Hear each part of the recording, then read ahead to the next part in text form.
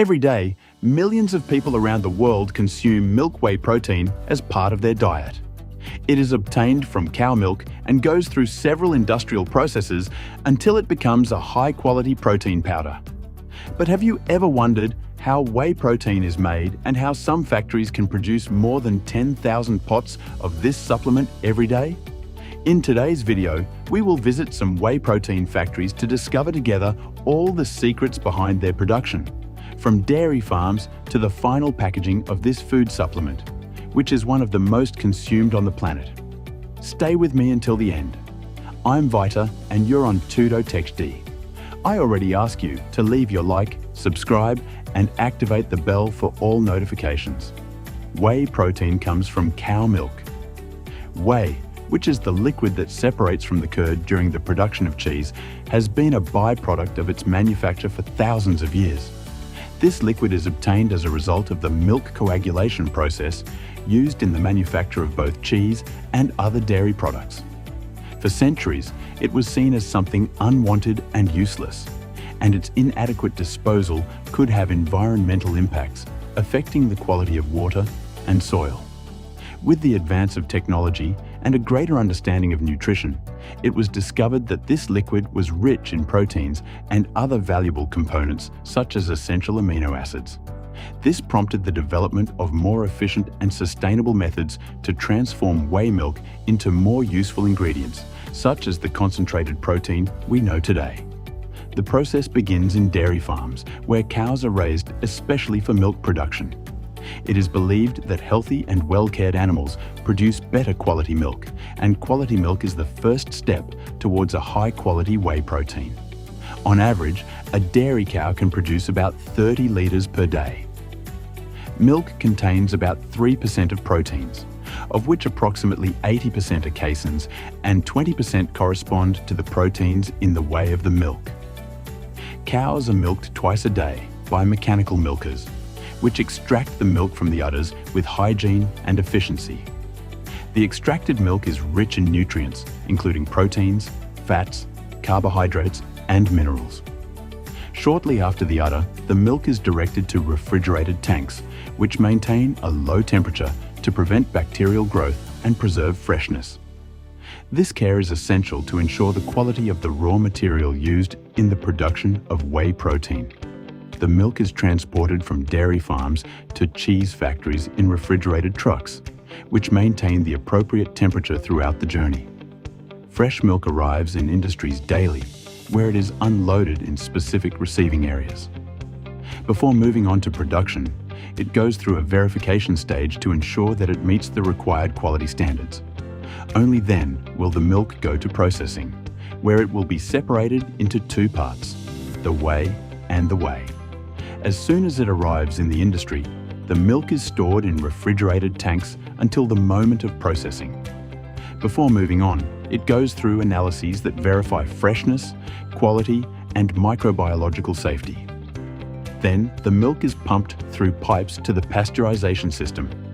In large factories, this process is done by the high temperature and short time method, in which the milk is heated quickly to about 72 degrees Celsius for about 15 seconds. This controlled heating eliminates harmful microorganisms and ensures the product's safety. Soon after, the milk is cooled again to about 4 degrees Celsius to preserve its natural characteristics. After pasteurization, the milk goes to the coagulation tanks, where it receives the addition of milk cultures and the coagulant.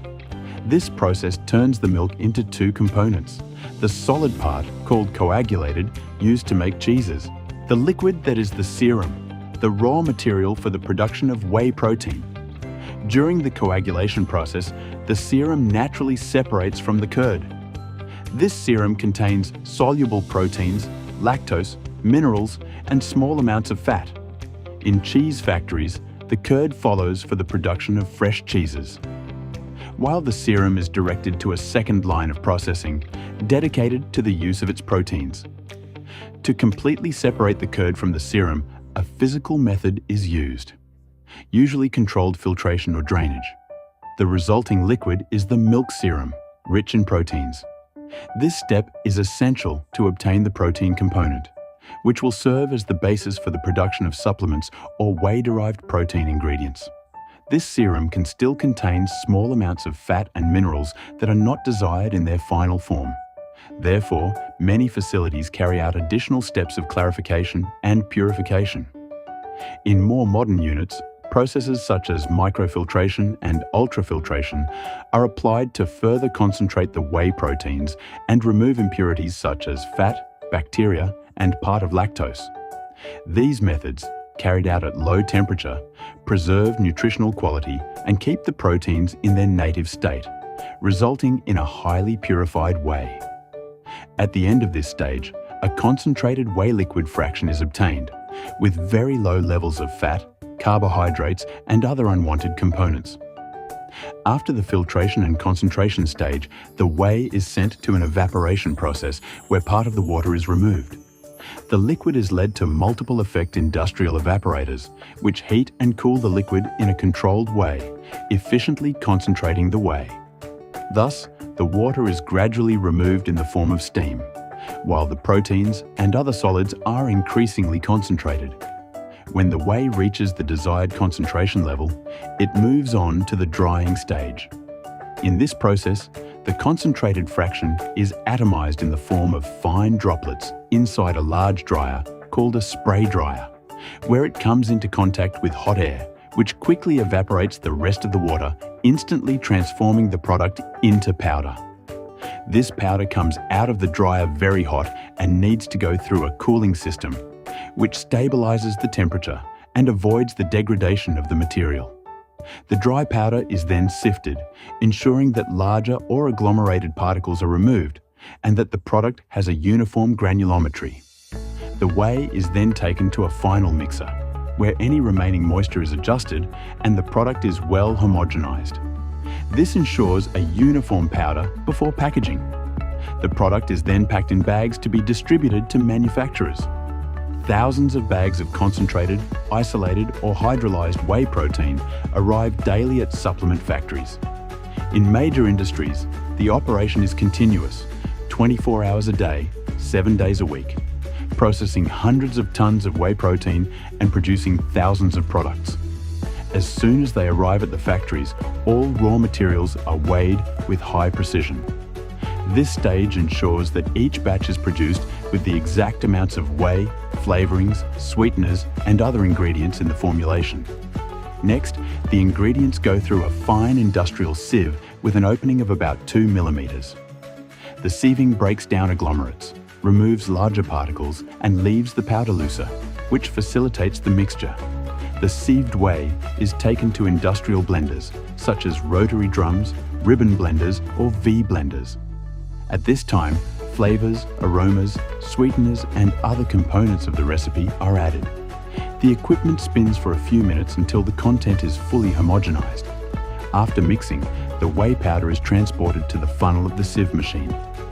This can be done by vacuum hoses or pneumatic systems that avoid waste and contamination. In the production line, the empty pots are placed on a conveyor belt.